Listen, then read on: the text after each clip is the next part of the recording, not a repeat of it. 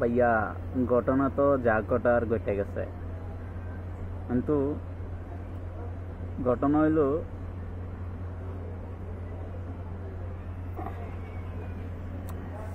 ভাইয়া ঘটনা তো যা ঘটার ঘটে গেছে। বাংলাদেশ পাকিস্তানরে 7 উইকেটে হারাই দিছে। এখন পাকিস্তানের কথা হয়েছে, বাংলাদেশে যাইলে যে এরকম উইকেট হইব এটা আমরা আগে থেকেও জানতাম।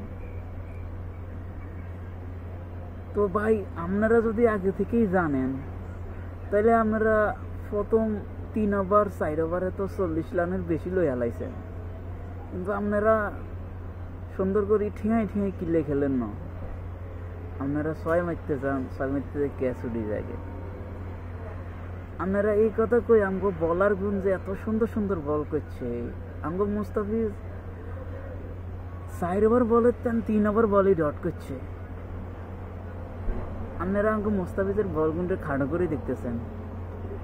আমগো তানজিম সাকিব কি সুন্দর করে বল করছে।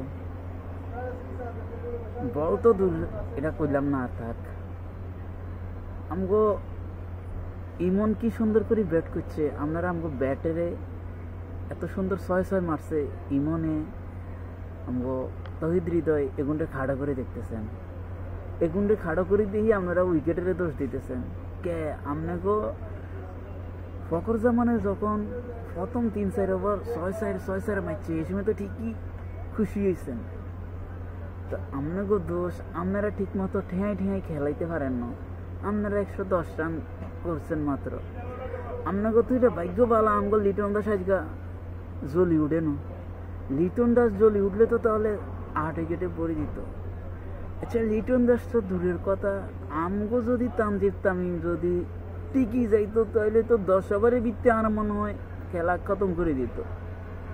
তো যাক, যা হয়েছে হয়েছে।